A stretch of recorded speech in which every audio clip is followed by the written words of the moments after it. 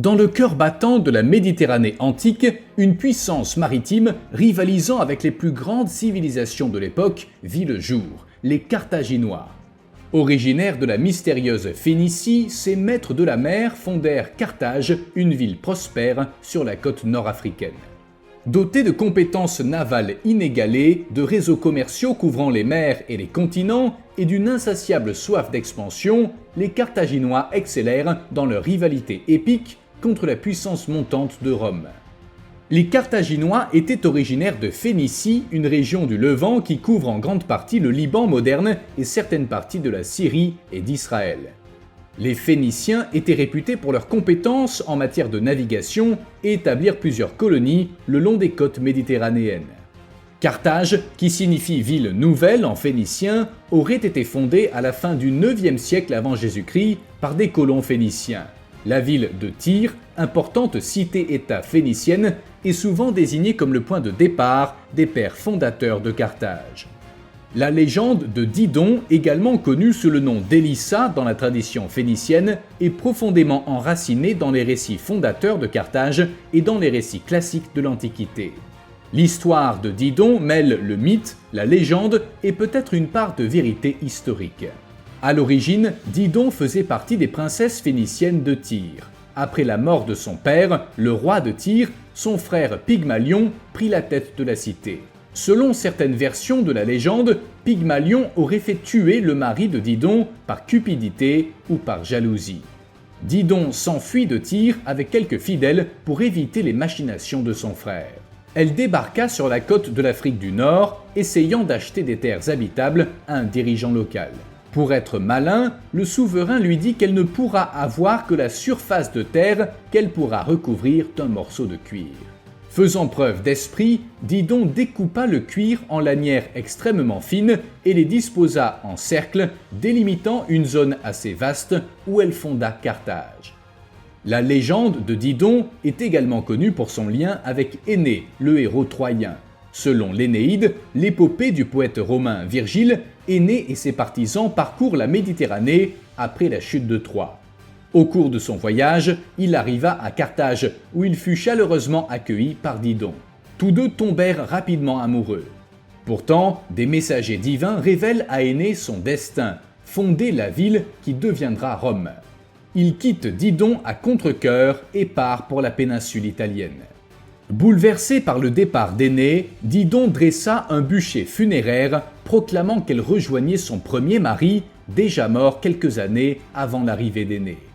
Didon se planta un poignard dans le corps et se jeta sur le bûcher où elle périt dans les flammes. L'Énéide fut écrite à l'origine pour légitimer l'ascendance divine de Rome et son lien avec les héros et les dieux de l'Antiquité.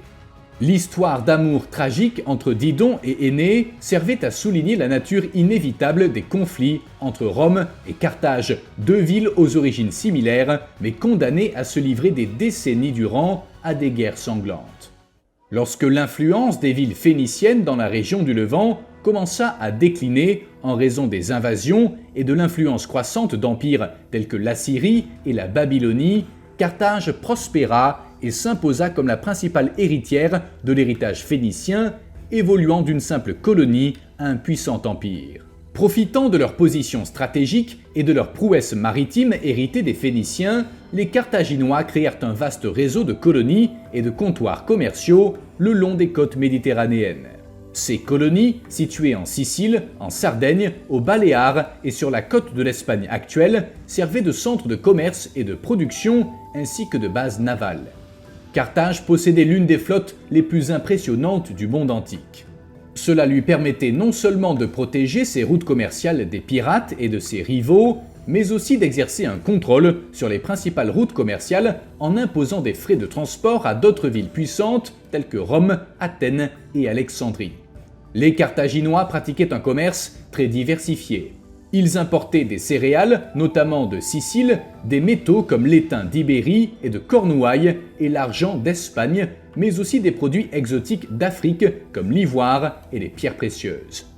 Carthage était également célèbre pour la teinture pourpre phénicienne, extraite d'un type particulier d'escargot de mer qui était très apprécié dans l'Antiquité. Mago, général et chef carthaginois, membre de l'importante dynastie des Magonides, rédigea un traité en 28 volumes sur l'agriculture. L'œuvre agricole de Mago, bien que perdue, bénéficiait d'une grande renommée dans l'Antiquité. Il fut traduit en latin et influença la philosophie agricole romaine. L'alphabet punique, une variante de l'alphabet phénicien, entra en usage à Carthage et dans ses colonies. Si la langue punique elle-même finit par disparaître, l'alphabet influença le développement d'autres systèmes d'écriture. Carthage fait partie des premières cités-États de la Méditerranée occidentale à frapper sa propre monnaie, ce qui facilita le commerce et l'intégration économique entre ses différentes colonies et territoires. Le commerce ne concernait pas seulement les marchandises, les échanges culturels étaient permanents. Les techniques agricoles, l'artisanat et les progrès technologiques étaient également diffusés par les routes commerciales de Carthage. La religion carthaginoise, ancrée dans les traditions et dans les coutumes phéniciennes, était un élément essentiel de la vie quotidienne et de l'identité culturelle de Carthage. Bien que la plupart des informations sur la religion carthaginoise proviennent de sources extérieures, notamment romaines et grecques, qui considéraient souvent Carthage sous un angle hostile ou exotique, il est toujours possible de mettre en évidence des éléments essentiels de cette pratique religieuse. Comme leurs prédécesseurs phéniciens, les Carthaginois adoraient toute une série de divinités. Les principales étaient Baal-Amon, souvent associé à la fertilité et à l'agriculture, et Tanit, déesse de la lune, de la fertilité, et dans certains contextes, figure funéraire. Tanit devint particulièrement importante à Carthage et souvent représentée par un symbole spécifique qui ressemble à une figure féminine avec les bras levés. Les temples étaient des centres d'activité religieuse et on en trouva de nombreux à Carthage et dans d'autres colonies carthaginoises. Les offrandes, souvent de nature agricole, étaient courantes. Il existe également des preuves archéologiques et écrites de sacrifices d'animaux. Certaines sources, en particulier les auteurs romains et grecs classiques, affirment que les Carthaginois pratiquaient des sacrifices humains pour honorer leur divinité. Des études portant sur des preuves archéologiques récentes ont suggéré que si les rituels de crémation étaient courants, l'ampleur et le contexte des sacrifices humains sont encore sujets à débat. Si certains affirment qu'il s'agissait d'une pratique rituelle en période de crise, d'autres laissent entendre qu'elle était peut-être moins répandue que ne le laissent entendre les sources anciennes. Les Carthaginois croyaient en une vie après la mort. Les tombes exquises et les offrandes funéraires témoignent de la conviction que les morts auraient besoin de biens matériels dans l'au-delà, tels que des vêtements, des bijoux, des armes et des objets personnels. En ce qui concerne les relations entre Carthage et les autres cultures, un certain niveau de syncrétisme religieux a été observé. Les divinités carthaginoises étaient souvent identifiées à des dieux d'autres traditions, grecques ou égyptiennes par exemple. La croissance territoriale et navale de Carthage entraîna des conflits avec d'autres puissances méditerranéennes. Les plus célèbres d'entre eux sont les guerres puniques contre Rome qui sévirent de 264 à 146 avant Jésus-Christ. Ces affrontements furent déterminants pour le cours de l'histoire antique car ils établirent la primauté de Rome en Méditerranée occidentale et conduisirent à la destruction complète de Carthage. La première guerre punique se déroula entre 264 et 241 avant Jésus-Christ. La cause principale de cette guerre fut la lutte pour le contrôle de la Sicile, en particulier des villes de Messine et de Syracuse. Il s'agissait essentiellement d'une guerre navale avec quelques batailles terrestres en Sicile. Carthage, avec sa puissante marine, a d'abord eu le dessus. Mais Rome adopta rapidement la guerre navale et introduisit le Corvus, une sorte de pont mobile pour aborder et capturer les navires ennemis. La guerre se termina par la victoire de Rome. En vertu du traité de Lutatus, Carthage fut contrainte d'abandonner la Sicile et de payer une forte indemnité à Rome. La deuxième guerre punique se déroula entre 218 et 201 avant Jésus-Christ. Ce conflit trouva son origine dans les ambitions de Carthage dans la péninsule ibérique et dans le célèbre général carthaginois Hannibal Barca qui défia la domination romaine. Cette guerre se distingue par l'audacieuse traversée des Alpes par Hannibal pour attaquer l'Italie elle-même.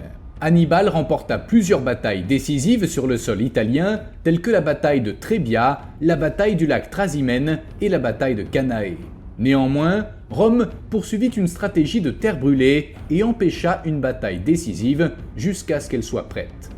L'affrontement final eut lieu à Zama, près de Carthage, où le général romain Scipion l'emporta sur Hannibal. Carthage subit une lourde défaite, abandonnant ses territoires en Espagne et payant une énorme indemnité.